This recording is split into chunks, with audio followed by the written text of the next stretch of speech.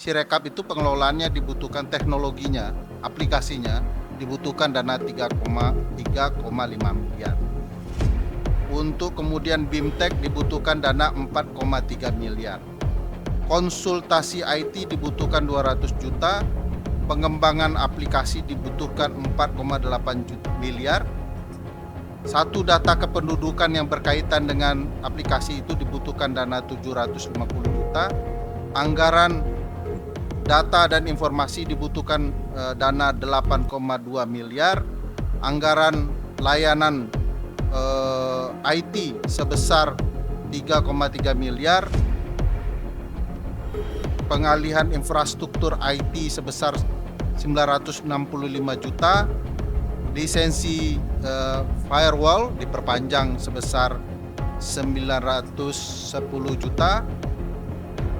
Perpanjangan SSI, saya tidak tahu arti SSI, saya sebut saja 50 juta. Dukungan teknikal informasi 3,1 miliar. Dan yang sampai sekarang disembunyikan tidak tahu harganya adalah biaya keahlian bagi teman-teman ITB. Itu salah satu yang disembunyikan sampai sekarang.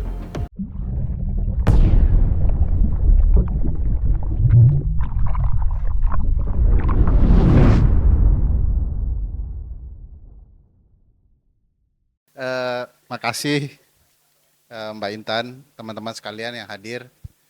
Mudah-mudahan tidak serius-serius betul kita berdiskusi cara penyampaiannya dan diskusinya, tetapi masalahnya sudah pasti serius. Saya ingin mulai dari poin Bang Hadar bahwa soal penyelenggara pemilu itu bermasalah mandirinya.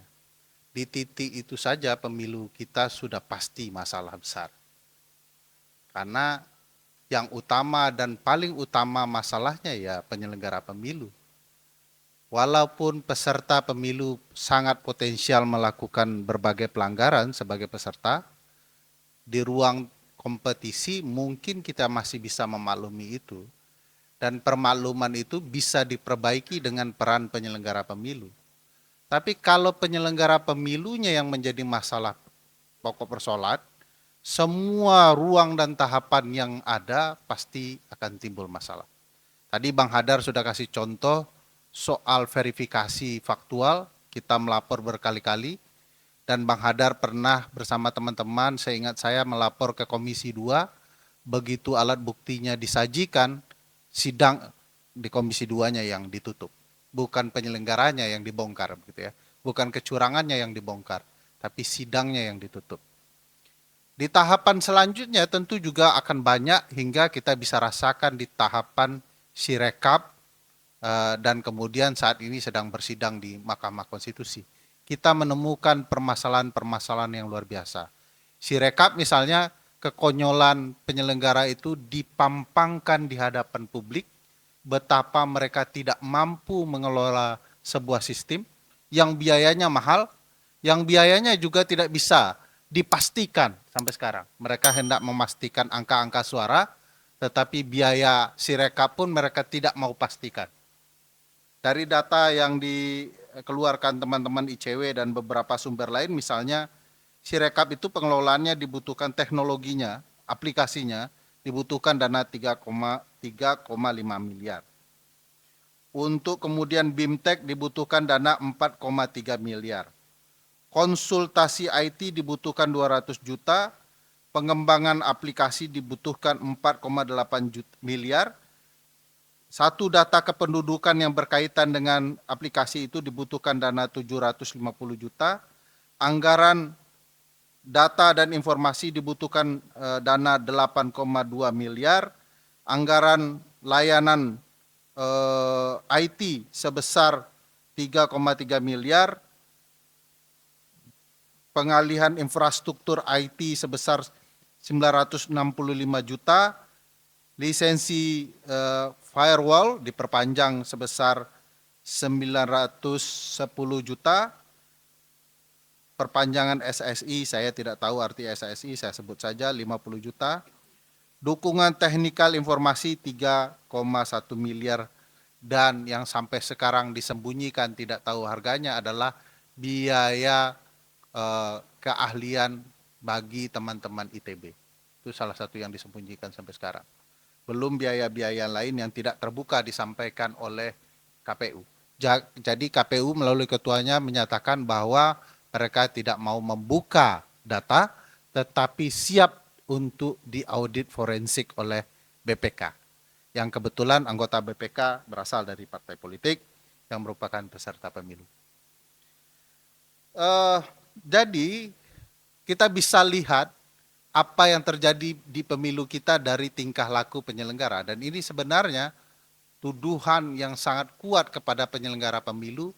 Mereka tidak sekedar unprofessional conduct, tetapi juga merusak proses penyelenggaraan pemilu.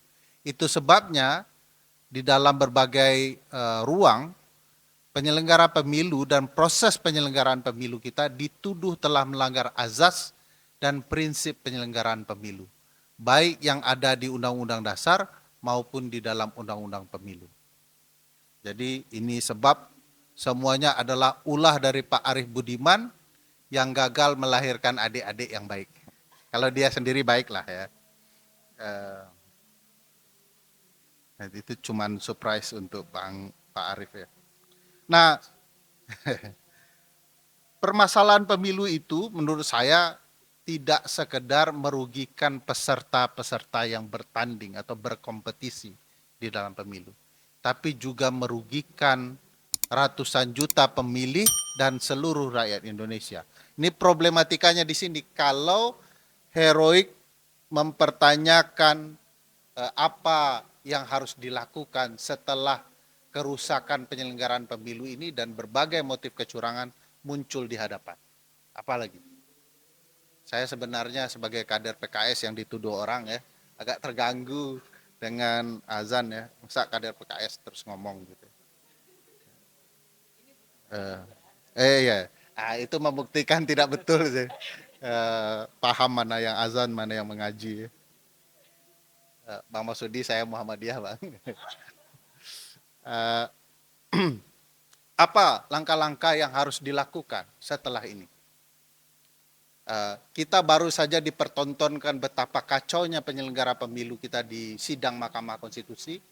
KPU dan Bawaslu saling membantah di sidang Mahkamah Konstitusi.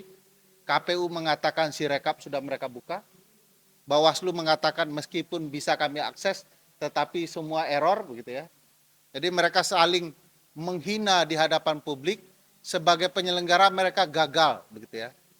Nah, saya tidak tahu nanti Jumat DKPP dipanggil akan terjadi gambaran kekacauan apalagi di tingkat penyelenggara. Nah, kekacauan dengan berbagai kerugian anggaran dan termasuk hak pemilih itu sebenarnya bisa kita permasalahkan. Di dalam Undang-Undang 30 2014, Undang-Undang Administrasi Pemerintahan, yang juga lingkup kepada KPU, setiap kealpaan administrasi itu akan membawa konsekuensi.